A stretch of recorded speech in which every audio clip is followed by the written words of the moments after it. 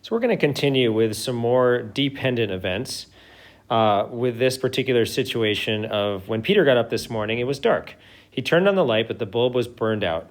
Peter had to get dressed in the dark. He reached into his dresser drawer and took one sock. Then he reached in and took another. So suppose Peter had 3 pairs of socks, a red pair, a blue pair, and a yellow pair. What is the probability that the socks he picked match? We can use, again, there are 2 events, picking the first sock and picking the second sock. So what we want to know is what's the probability that he picks the correct one for his first sock, and what's the probability he picks a matching one for his second sock. And this is a little bit complicated to understand, but actually it's pretty easy when we look at it. So let's go ahead and take a look at this in a couple of different ways. This one is actually the easier of the 3 problems here. So I'm going to do this in 2 different ways. I'm going to do with what we were just learning about dependent probability. So what's the probability that the first sock is correct? Well, it doesn't really matter what the first sock is. So actually the probability that the first sock is correct is actually going to be 6 out of 6. Any of those socks is going to be fine for the first sock. Now, once you've chosen that first sock, let's say we chose a yellow sock. There's only one other yellow sock left. All right, so we're going to be multiplying that, which is basically just 1. 6 over 6 is 1 over 1, so that's going to reduce down. So what matters is actually the probability of the second sock. Once we've chosen, let's say, a yellow sock, what's the probability the next one is yellow? Well, we've already chosen 1, so there is only 1 left. And how many total socks are there? There are actually, we've actually taken that one yellow sock already away. The second one, there's only 5 more to choose from. So now we have a 1 out of 5, and that is actually going to be the answer, a 1 out of 5 probability of that question.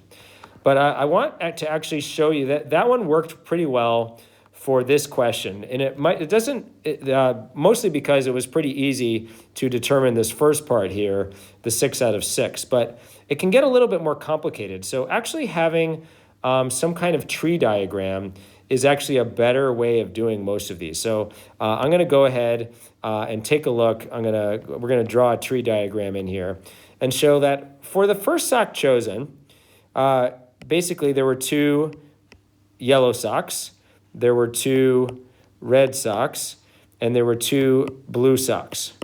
Okay, and in this tree diagram, if you chose the first one as a yellow sock, there are actually 5 other choices for the next one. Could have been a yellow one, could have been either of the red ones, it could have been a blue one or a blue one. And if we do this for each of the possibilities in here, I didn't really leave room here, but this one's going to be the same thing, YRRBB. This red one here is going to be another 5 choices here, the other red. There's 2 yellow choices, 2 blue choices here. Same thing down here. We're going to have another red, a yellow, a blue, or a blue. Those are the different possibilities here. And from here, again, there's 5 choices from this one. We've already used up one of the blues, but there's still 1 blue left. There's red, red, yellow, yellow, and this one has the same thing. There's 1 blue left.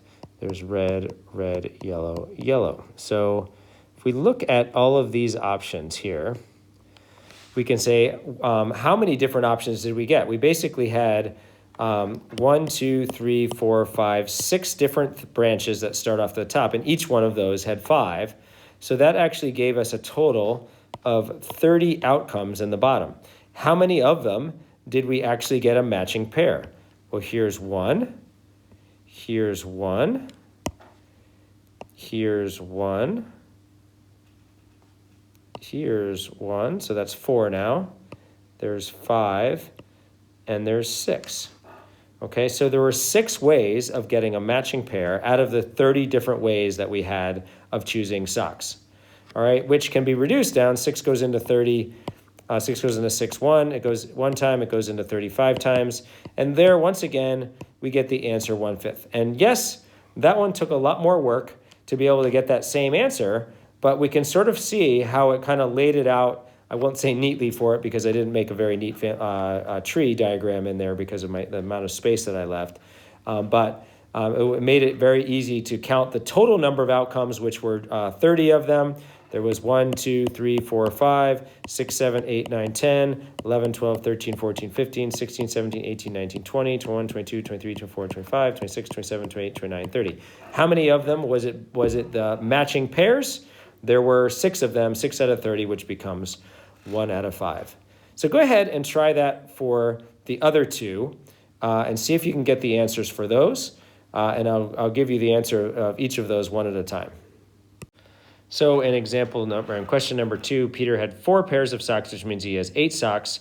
He's got a red pair, a blue pair, a yellow pair, and a white pair. What's the probability now that his socks he picked match? Well, once again, the probability that the first one, there's 8 socks, and what's the probability that they match is actually going to be 8 out of 8. And what's the probability that the next one matches? Well, let's say it was the white pair that he had chosen for the first one. Then what's the probability of the next one? There's only 1 matching sock out of the remaining 7 socks. That is going to be our answer.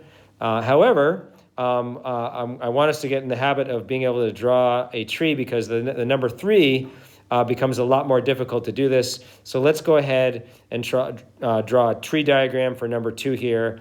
And make sure that our answer is showing. Let's show that we can find the answer with a tree diagram as well.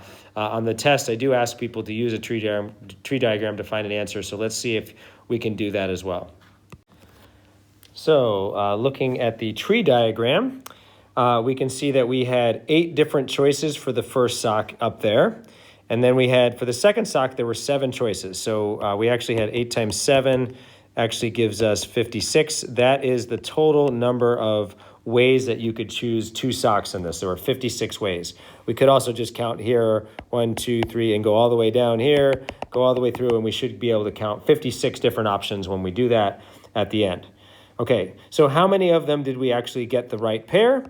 Well, red and red, red and red, blue and blue, blue and blue. For each of these, there's only one way of getting the pair, and so that ends up with being 8 different pairs that we could do that, 8 out of 56, and so 8 that actually goes into 56, 8 goes into 8 once and goes into 56 7 times, we find that going to be 1 out of 7. Okay, go ahead and try to do problem number 3, and I strongly recommend that you use a tree diagram to do that one. The other way of doing that is a little bit challenging on that one. All right, so here I have my tree diagram all laid out there. I had, again, 8 different ways of choosing the first sock. Once I've chosen that first one, how many different ways? There's only 7 left to choose from for that second one. One of them is missing. And how many of those do I get a pair? If I zoom in a little bit at this one, with this red one could be paired up with this red one. There's 1 match. It could also be paired up with this one. There's 2 matches. And there's another one here that's 3 matches in there. So there's actually 3 possible matches in this one, which means this one has the same thing.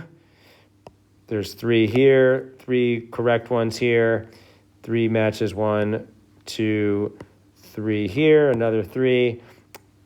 Same thing for here, 1, 2, 3. There's 3 here. Now the blue is a little bit different. There's only 1 matchup that's good. Where there's actually a pair, matching pair, and there's only 1 matching pair with the blues there, only 1 matching pair with the yellow here, and 1 matching pair here with the yellow here. Okay, so we just found our numerator. How many of them will be matching options? We've got 12, 13, 14, 15, 16 possible matching options. And how many total options were there? Again, we had 8 socks to choose from for the first choice, 7 for the second. That gives us 56 total choices. So we're going to get 16 out of 56. And these are both divisible by 4.